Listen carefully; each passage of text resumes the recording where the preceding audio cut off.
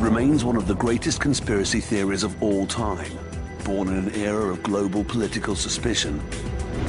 Did the Apollo astronauts really land on the moon?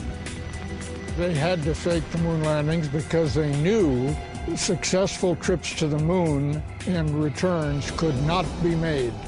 They were producing a production, a showpiece, if you will. Those close to the missions have nothing but contempt for the skeptics.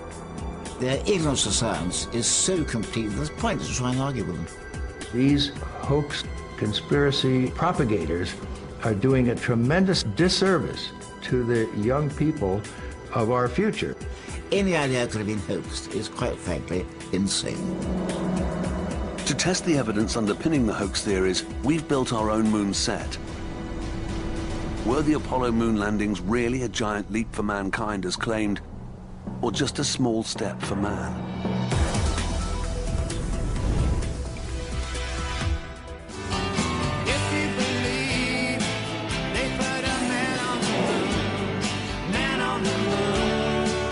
In the 21st century, one of our greatest achievements continues to fuel controversy.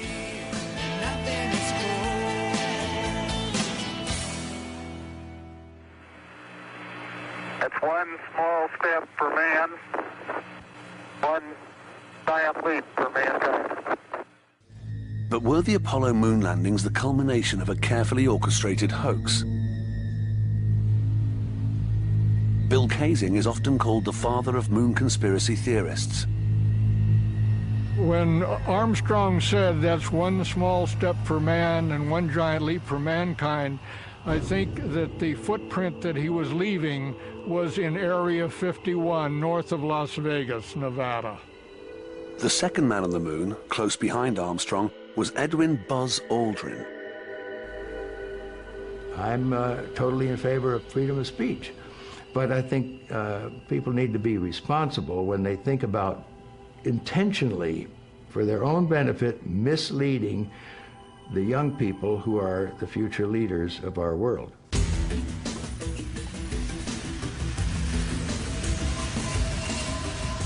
Though the hardcore of dedicated conspiracy theorists is small, their ideas have, over the past 3 decades, found a wide and appreciative audience. 1 in 5 Americans are believed now to entertain doubts.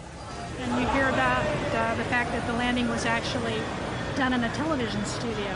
And there was the big black background with, like, you know, fake stars and stuff. It's the flag being planted on the moon facing one way and the shadow of the man being the other way. I mean, I've heard that maybe the terrain that was seen on the video wasn't accurate, the walking wasn't accurate. There are no stars in some of the photographs, and that there should be because there was no atmosphere and that the stars would shine so brightly. If the Apollo missions were faked, NASA would have created a conspiracy of monumental proportions. 40 years ago, the Cold War locked the USA in an ideological struggle with the Soviet Union. On October the 4th, 1957, the Soviets launched Sputnik, the world's first satellite. It was a coup for communism. The breakthrough hit America right where it hurt, in the heart of high technology. Sputnik shocked a lot of people in this country, and I think the president was looking for a way to respond to this, and at the advice of a number of people, he chose an objective that he felt for sure we could be first. We choose to go to the moon in this decade and do the other things, not because they are easy, but because they are hard. At the peak of the Apollo program, NASA employed 400,000 people. If the moon landings were faked, thousands of scientists and technicians were either duped along with the rest of us, or they've been extraordinarily good at keeping a secret all these years. It was a giant step for mankind. We moved from people dreaming about whether people could get into space, and we went ahead in a very short time, so it was a very momentous achievement. July the 16th, 1969, the astronauts prepare for takeoff. While the world waited for history to be made, there was already one man who had his doubts.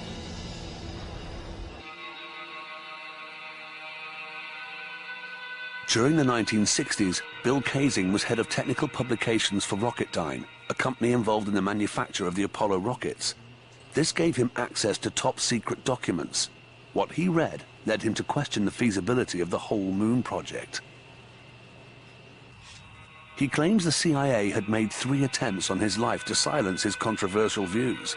Today, he keeps a low profile, living on a cat sanctuary in the Nevada desert. I really believe that they weren't in the command capsule at launch. They did a little bit of a magician act with the astronauts. They went up the elevator, but they came down the elevator. In other words, they did not want to risk the lives of the astronauts in case the Saturn blew up. Like Bill Kaysing, Ralph Rene, a self-taught engineer and author, believes that the technology of the day simply wasn't up to the task. There is absolutely no way they went to the moon with what they had. In fact, there's no way they can go today. There's no way they can go tomorrow.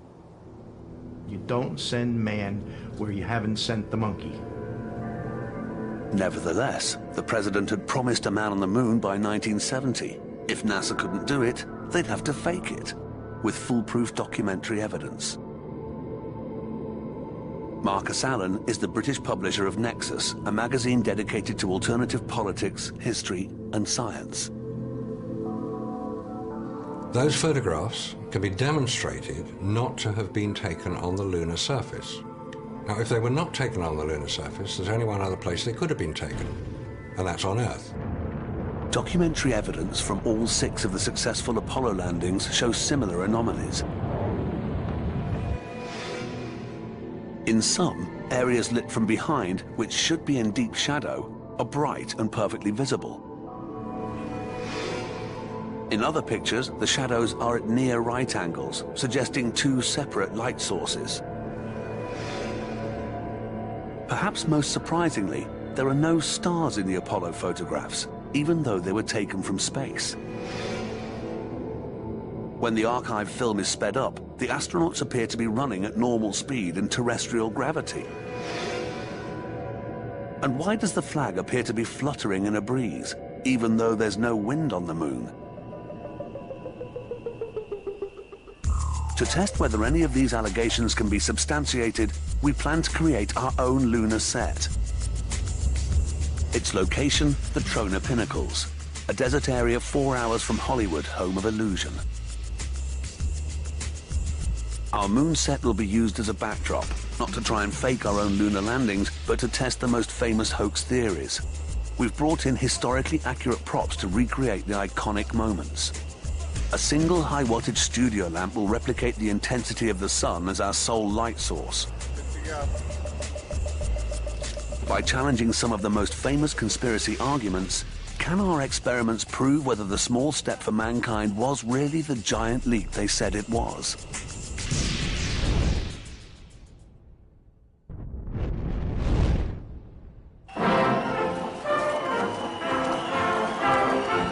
In 1969, the general public had little reason to doubt the evidence of its own eyes. Neil Armstrong and Buzz Aldrin had returned triumphant. Their achievement was a celebration of supremacy. America had won the space race. Ian Morrison witnessed the Apollo 11 mission from an exclusively privileged perspective. At the time, he was a student at the Jodrell Bank Radio Telescope near Manchester. The telescope's radio tracking device allowed him to eavesdrop on the astronauts' conversation, but it also meant that he could follow the every move of the landing module, the Eagle, as it prepared to land on the lunar surface.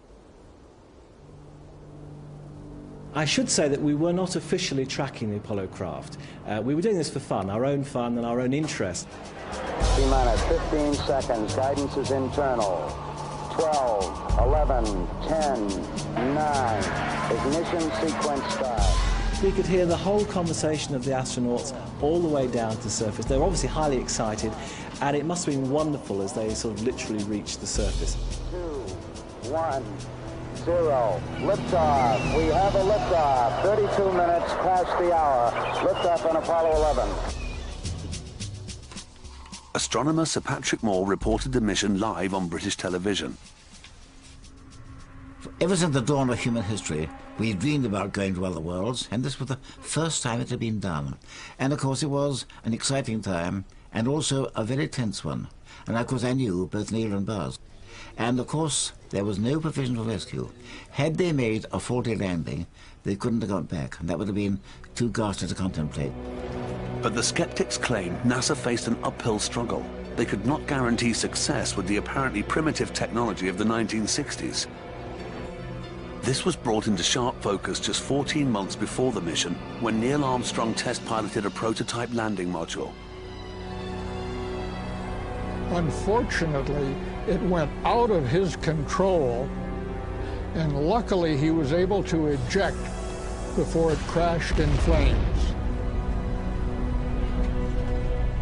And of course, the point is, if they couldn't get a simulator to work on Earth, how in the world could they get the actual lunar module to work on the moon? The conspiracy theorists not only question the technical capabilities of the landing craft, but also the computing power that guided it. The processing power of the Apollo 11 spacecraft has been likened to that of a pocket calculator. Jim Oberg is a former space shuttle engineer. He was commissioned by NASA to write a book denying the conspiracy claims. Although it was pulled by NASA, Oberg stayed on the case. It's pretty amazing to realize there's probably more computer technology here in an automobile than in the Apollo spacecraft. But as Jim points out, it's the way you use it that counts. The Apollo computers, spacecraft computers in those days, spoke pretty much numeric language. Unlike modern-day PCs, the Apollo computers didn't have to store files or process graphics. They were dedicated number crunchers transmitting information from the mainframe computers on Earth to the astronauts in space. But it was still a very simple computer, and yet the exact tasks needed were well defined and well understood. The computer couldn't do a whole lot more, but it was able to do enough for Apollo. At Jodrell Bank, Ian Morrison could chart the crucial last minutes of the computer-guided Eagle as it prepared to land. We had some equipment here that could literally measure the acceleration or deacceleration of the spacecraft as it slowed down towards the surface. And it's shown here graphically, and this is literally just a copy of the original graph that we have.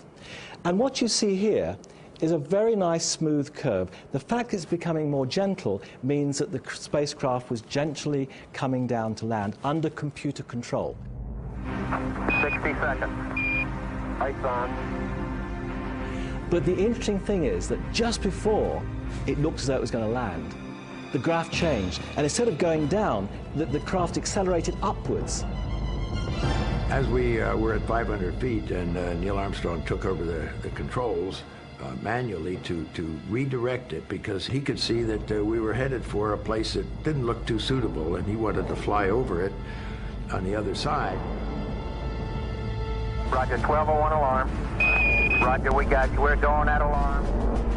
Neil Armstrong realized the automatic pilot was taking him straight down into a crater. He lifted the LEM up, and you can see this quite little bump here as he accelerated up from the surface. And then you see this rather wiggly bit as he basically flew over the surface beyond the crater and finally brought the LEM to land. Contact light. Okay, engine stop. We copy you down, Eagle. Tranquility Base here. The Eagle has landed. And then Neil's voice came through. The Eagle has landed. And that to me was a minute of intense relief. And since I'm on the air live, I had to watch what I said. That's one small step for man, one giant leap for mankind. But man's first foray on the moon is the epicenter of the hoax theories. In an attempt to disprove the missions, the conspiracy theorists have analyzed every frame with a fine-toothed comb. Buzz Aldrin's dance across the moonscape has become one of the most celebrated moments in history. Near the end of the 2.5 hours, In front of the television camera, I did have an opportunity to prance around and hop and demonstrate different methods of moving around. The movement, because of the restrictions of the spacesuit, was basically like being in slow motion. The skeptics claim that far from being like slow motion, this really was slow motion, recorded in a studio and broadcast at half speed. Speed up, Buzz, and he appears to be running, albeit clumsily, in terrestrial gravity. Memories we've been sharing. Back on our moon set, our astronaut is wearing an accurate replica of an Apollo 11 suit. If the conspiracy theorists are right, by slowing him down, we should be able to recreate Buzz's famous moonwalk.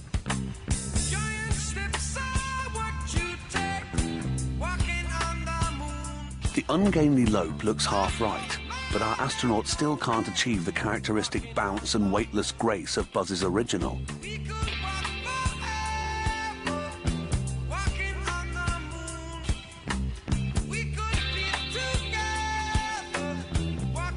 NASA faced its own challenges trying to prepare the astronauts for life in space.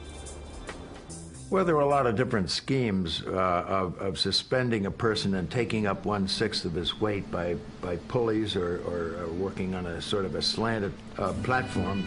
NASA's other favorite method was parabolic flight, lovingly known by the astronauts as the vomit comet.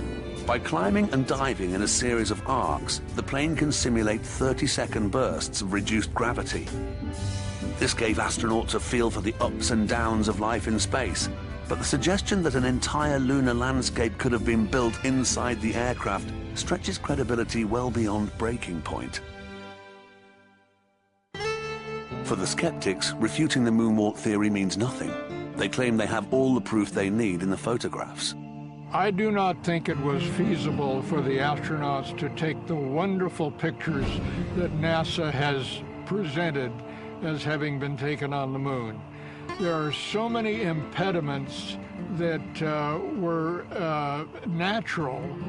The fact that they wore gloves that couldn't be manipulated, the fact that they didn't have any sources of light, any flash.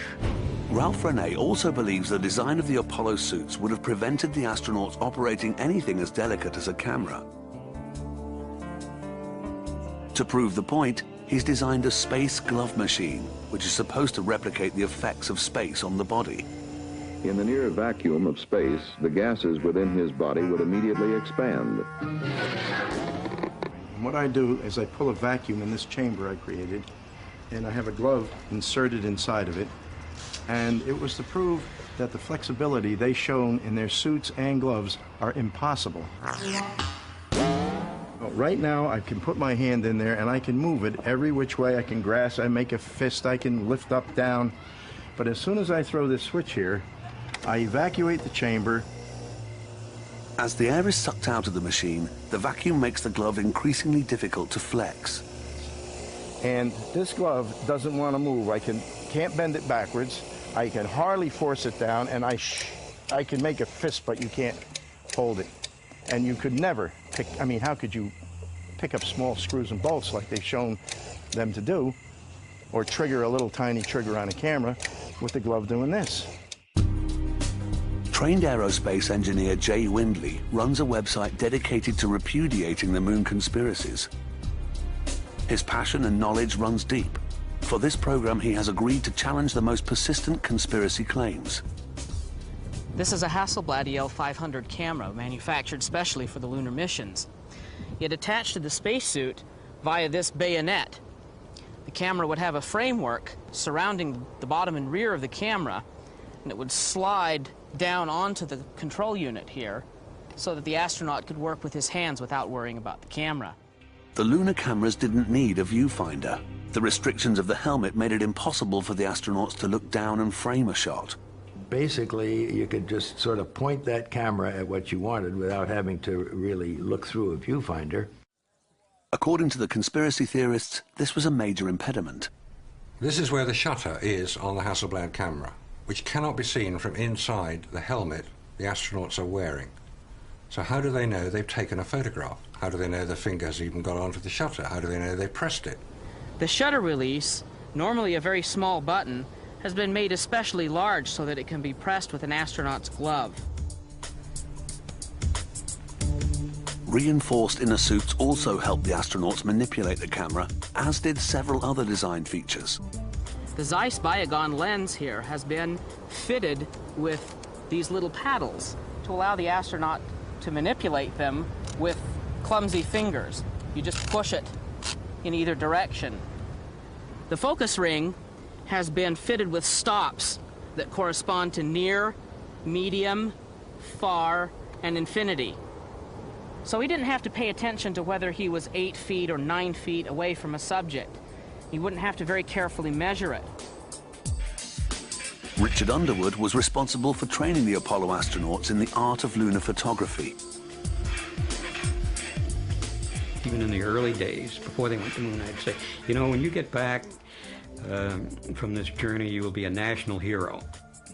But your photographs, I say, if they're good, they'll live forever. I tell them your only key to immortality is the quality of your photography. Nothing else. Forget all the other stuff. The astronauts were told to take their lunar cameras everywhere and practice. They took them home to photograph their friends and family and barbecues and sporting events and all other types of things. They knew that camera very, very effectively. So all of the crew members understood pretty well how to operate this. And the film turned out to be very, very versatile in coming up with just outstanding results. But even if you accept that photographs could physically have been taken on the moon, you're still left with the most famous of the apparent photographic anomalies, the shadows. The shadows are one of the strong proofs that we never went to the moon. If you examine pictures offered by NASA as genuine, you find that in many cases the shadows are not parallel. Well, since the sun was the only source of light, all shadows on the moon should be exactly parallel, but they aren't. The lunar shadows sometimes fall in different directions. The skeptics claim this as incontrovertible evidence of at least 2 light sources. There's only one sun. There are not 2. But these shadows are anomalous in that sometimes they are diverging from objects and sometimes converging. And it can't be. You can go any place on this planet when the sun's up and you look at 2 objects and those sun shadows are parallel.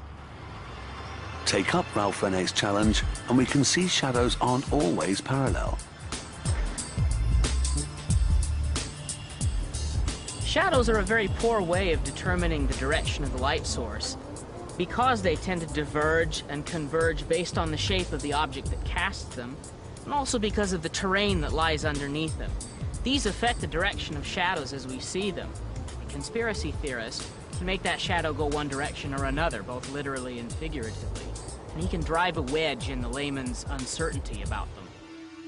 The skeptics have also called into question areas that should be in shade, claiming a second light has been used to highlight areas that should have been a dense black.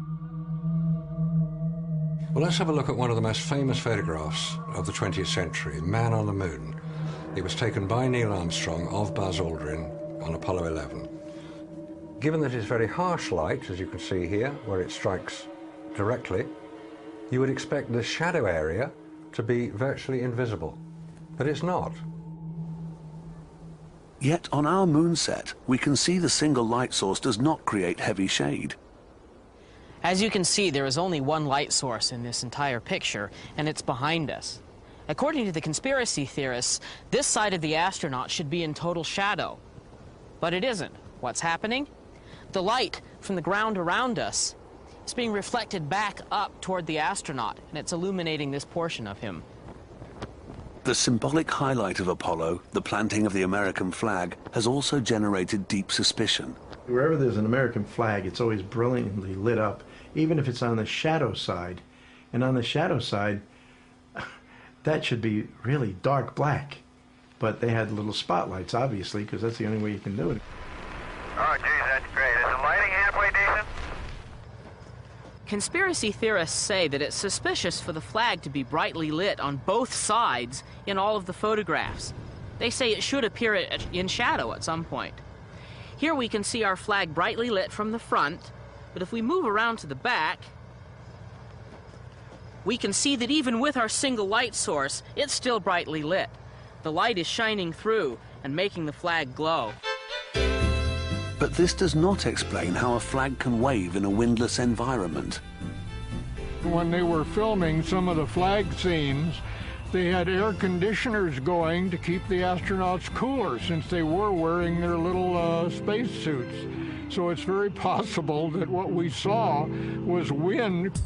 Could the waving flag be a gaffe too far? Conclusive proof that the landings were faked in a studio?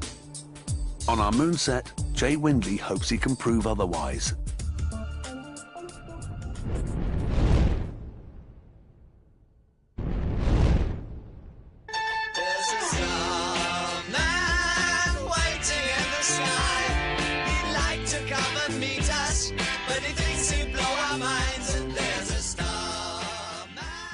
The stars and stripes planted by the Apollo astronauts provides the conspiracy theorists with what they believe is a trump card. What I see is a flutter which is caused by variable wind pressures. So the picture could not have been taken on the moon no matter what the apologists say. Either that or the moon has a breeze. Despite their preparations on Earth, neither Neil Armstrong nor Buzz Aldrin quite knew what to expect as they prepared to raise the flag. Putting the flag on the moon was really a symbolic highlight of the mission. It was one that we had not really rehearsed. Neil knew where the flag was stowed. We brought it out, then we had to put the two pieces together. It won't go up. The astronauts had to drive the flagstaff into the hard lunar surface with a twisting motion. A horizontal aluminium rod kept the flag suspended. And this caused the free end of the flag to flip up and back in response to that. Also, this is an aluminum tube, very similar to the ones used on the Apollo mission. It's very springy. If I cause it to spring and then let go of it, we see that this motion continues long after I've let go of it.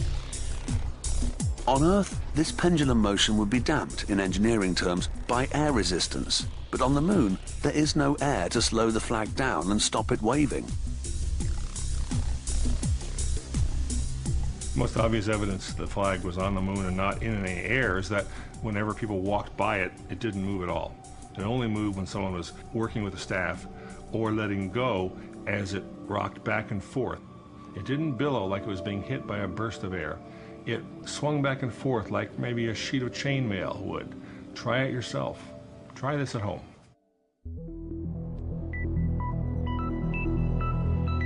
But decreased gravity and the lack of atmosphere can't provide an explanation for the next apparent blunder.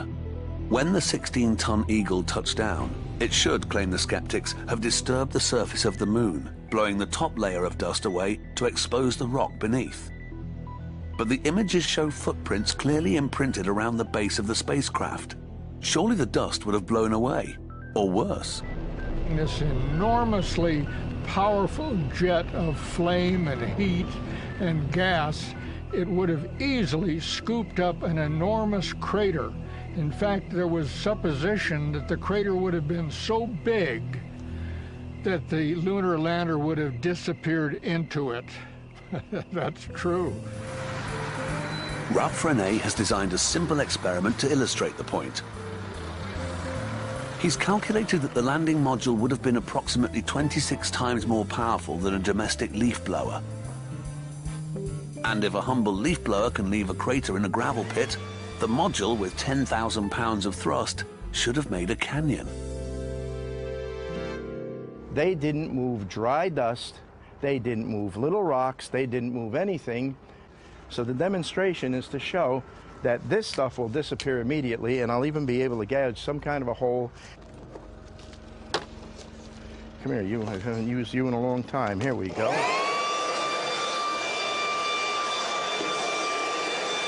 According to Ralph Rene's experiment, the moon, like the gravel pit, wouldn't have stood a chance.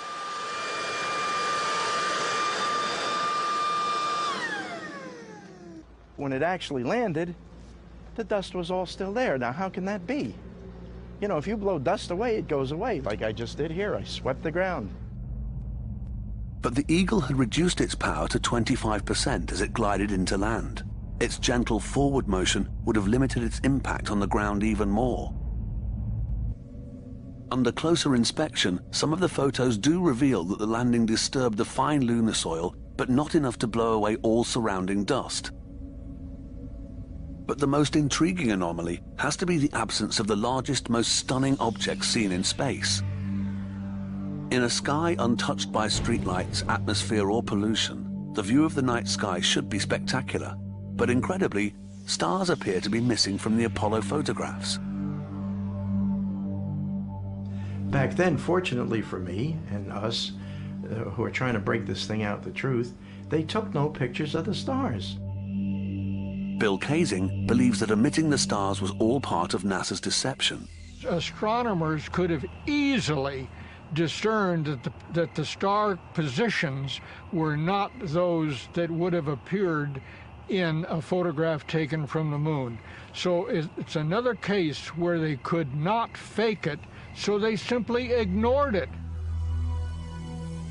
If you were to talk to Aldrin or Armstrong or any of the other Apollo astronauts, they would actually not respond in any way to questions regarding stars. When you looked up at the sky, could you actually see the stars and the solar corona in spite of the glare? We were never able to see stars from the lunar surface or on the daylight side of the moon by eye without looking through the optics. I asked Neil Armstrong whether he saw stars because I knew everybody else would ask it. I knew the answer, of course. The point is that their eyes aren't adapted to that. The human eye reacts to light by closing and opening the iris. In bright light, the iris becomes smaller. In the dark, it widens. On the moon, the eye, like a camera aperture, cannot adjust to the brightness of the lunar surface and the dim light of a twinkling star at the same time. If you were to stand in a floodlit stadium or under a streetlight in a city, you would have the same effect. If you looked up, you wouldn't see many stars at all. Even a modern state-of-the-art TV camera can't cope with such extreme contrast. On our moon set, Jay Windley plans to put the whole matter to an exhaustive test and dispute the theory once and for all. We're going to find out that if we use an identical camera loaded with identical film and we shoot pictures of the night sky, we won't get stars. Okay, I'm going to take a shot here. You'll notice here I'm not using any sort of a viewfinder. I'm just aiming. With a replica Apollo Hasselblad, Jay took more than 24 photographs and repeated the experiment using a range of other cameras to test the hoax theories. The morning after, the negatives were developed at an independent processing laboratory in Los Angeles. In our experiment in the desert, we shot a variety of photographs using different film formats. In this 35mm photograph, we see that the shadows of the crew members in our single light source very distinctly converge together. In fact, there's almost a 90-degree difference in the apparent shadow direction. In this photograph here, we see the effects of terrain on the shadows. The hills change the apparent direction of shadows. The astronaut's shadow here falls in one direction. The shadow of the crew falls in yet another direction because of the hill. These results directly contradict the conspiracy claims. Like the Apollo astronauts, we had to guess at our focusing distances and our exposure settings. And because we had no viewfinder, we had to guess at the direction the camera was pointing. And you can clearly see that even with those handicaps, we were able to take quite usable photographs. You can immediately see that there are no stars in this photograph, even though the stars were very bright during our experiment. They're simply too dim to be registered on film at the exposure levels that we used to take these photographs. The evidence appears to be overwhelming. But still, the skeptics refuse to lie down and roll over. A mysterious rock in a notorious Apollo 16 photograph has only added fuel to the fire. It's a rock that obviously was made out of paper mache, and very clearly on the rock is the letter C. Ralph Rene believes the C rock was probably the C prop. Somebody told me that in Hollywood, when they do a set, the set manager comes around and drops cards on the ground, and it says A, B, C, D, E, F, G, H, or 1 to 10 or whatever, and the prop men, whatever you call these people, they come out and they put that particular prop over the card. But in Hollywood, they're smart enough to turn the thing upside down so you can't see the mark on the prop. NASA simply claims that this photo was a freak accident, that the C is in fact a hair on the negative. And I think it's gonna be a long, long time till touchdown brings me round again to... But this nitpicking over photographs is irrelevant for magazine publisher Marcus Allen. He's convinced that no photographic film could possibly have survived the journey to the moon and back in the first place. In an unprotected camera, in unprotected environment, and the films that were in photographs we have seen as a result of that, demonstrate absolutely no radiation damage whatsoever. In 1998, IMAX began production on a film about the construction of the International Space Station. They flew the cameras up in the space shuttle with their magazines attached, and the IMAX cameras take 70mm roll film, incidentally the same film as was used in the Hasselblad still cameras on Apollo. This film had to be protected, and it was carried up in lead-lined boxes. Radiation may be the final insurmountable obstacle. Not only would it apparently destroy film, it would also kill the astronauts. The Earth's magnetic field shields our planet from high doses of radiation.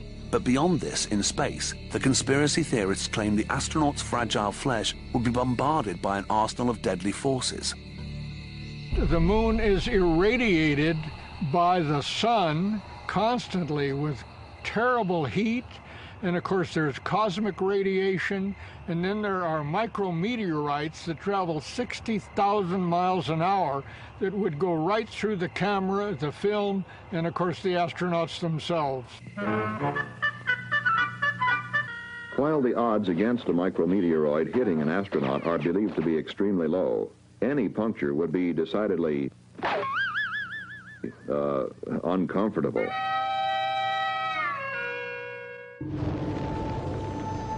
Not only that, on leaving the Earth's atmosphere, the astronauts had to negotiate the Van Allen belts.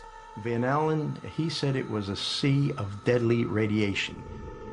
You would pick up a death dose just about the time you got through the Van Allen shield. You'd be cooked and you'd be dying. These radioactive belts form a thick invisible ring around the Earth's equator, thinning out around the North and South poles. Until they get an engine that'll lift the life capsule surrounded by 6 feet of water or equivalent mass of lead, they don't even dare go through the Van Allen shield. In fact, Dr. Van Allen, who's still alive, makes no secret of the fact that he thinks these stories about killer radiation are silly. Entertaining but preposterous is his words. And the reason is that the radiation levels there are not enough to hurt you unless you stay there for a long time. Van Allen says about a month. NASA claims the astronauts endured only a very brief exposure, passing through the thinnest parts of the belts in a matter of hours. But once they were through, they faced a still more deadly phenomenon. So here we have these clowns running around in tinfoil craft, stopping solar radiation. And I'm not talking about the light, I'm talking about the radiation from the solar storms. You put a man in a powerful solar flare, he's dead. End of story. He is dead, unless he carries protection. These unpredictable eruptions from the sun can knock out satellites and electricity grids on Earth, but they can be detected by an early warning computer system. When you land on the moon, you're practically standing still, being bombarded with all this solar radiation and smacking into you, which is why they had to hide the whole thing, because it just can't be done. It couldn't be done then, can't be done today, and it sure isn't going to be done in the future when they're planning on this manned mission to Mars. Just 3 months after the Apollo 16 mission, NASA admitted that a violent solar flare did hit the moon's surface. It was powerful enough to have killed the astronauts. Solar flares are one of those things that you have to take a calculated risk on, because they will zap you with radiation once they get to you, but you've got a long time, hours if not a day or more, to either come back to Earth, find a shielded place, or prepare yourself. The astronauts' only potential shield was their spacecraft. And they had plans for this. The plan was to turn the bulky end of the ship toward the incoming front of radiation.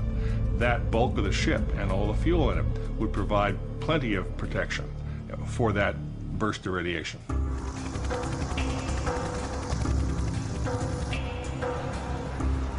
The conspiracy theorists believe that radiation is the final nail in the coffin, scientific proof that the astronauts could not have survived a trip to the moon and back. But paradoxically, radiation may also offer proof of the counterclaim, that we've definitely been to the moon and souvenirs brought back may prove it.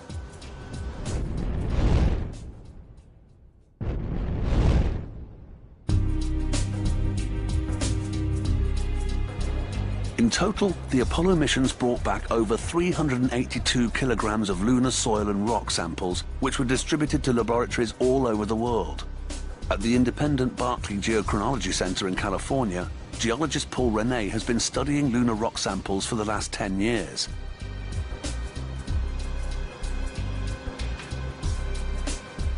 His main interest is the tiny glass spherules found on the moon's surface, created by the intense heat of a meteorite impact.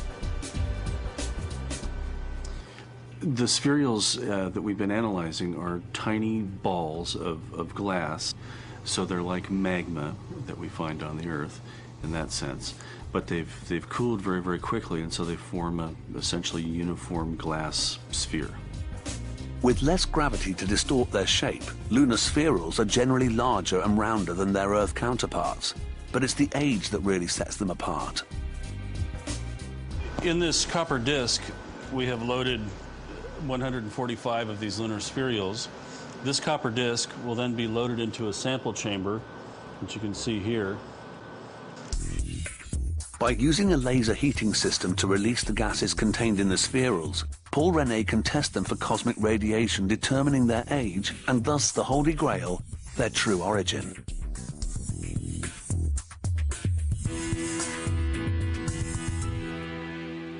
The lunar materials that we've analyzed and that others have analyzed show evidence of having been bombarded by cosmic radiation, and which we don't see on Earth because we have an atmosphere that really shields them very effectively.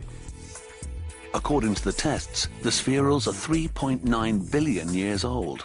This immediately rules out any terrestrial origin.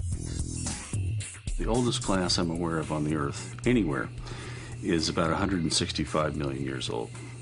So the Earth, with its very dynamic environment, does not tend to preserve these glassy objects, whereas the Moon, being essentially dead from a thermal point of view, does tend to preserve these things.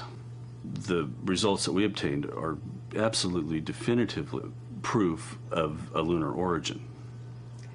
I can say with utmost assurance that they were derived from the Moon. The conspiracy theorists have heard this sort of thing 1,000 times. They're not fooled for a second.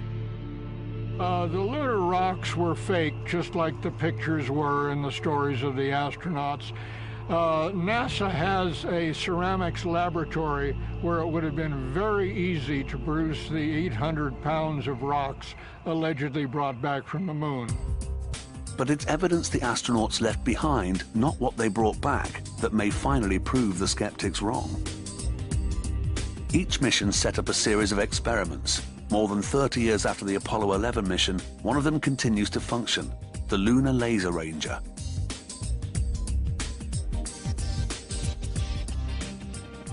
There were two major experiments. One was a series of corner reflectors to reflect laser beams from the Earth sent to the moon that then, because of the geometry of these corner reflectors, would send the beam back in exactly the direction that it came from. High up in the Davis mountain range, the McDonald Observatory in Texas still gathers information from those reflectors.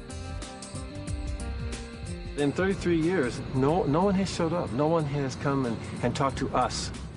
Jerry Wyant would welcome a visit from the conspiracy theorists. Since 1969, his team has been firing a laser beam at the experiment on average 240 times a year.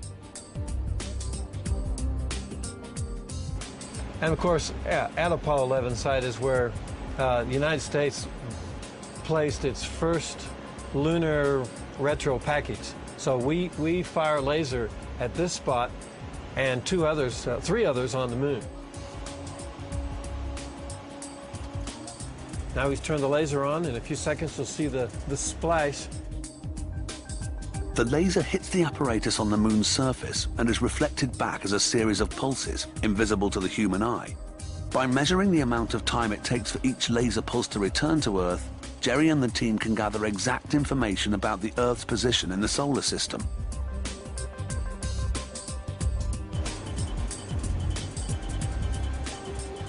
That's not light coming from the moon. The splash you see is light coming from the end of our own telescope. That's the first spot where a man walked on the moon. It's a tough one to refute. And perhaps unsurprisingly, the conspiracy theorists tend to grow reticent when the subject of laser reflectors crops up. And so it's sad that the detractors have never taken the time to ask the people who are actually involved. They just make up their mind that it's a hoax and never bother to ask us. During the Cold War, both the Soviet Union and East Germany had agents in place to spy on the Apollo program. If there had been a hoax, they would have noticed, but the conspiracy theorists have conveniently ignored their listening powers. Why don't they ask the Russians? The Russians were in direct competition with us, and if the Russians suspected in any way that we were faking anything, they'd have broadcast that all over the world. Every time we go to a new frontier, further out, people will tell stories and other people will wrap them in myth. And the hoax theory is a compelling myth. Like explorers proving the Earth to be round, not flat, it seems as if all great achievements will always attract disbelief and controversy.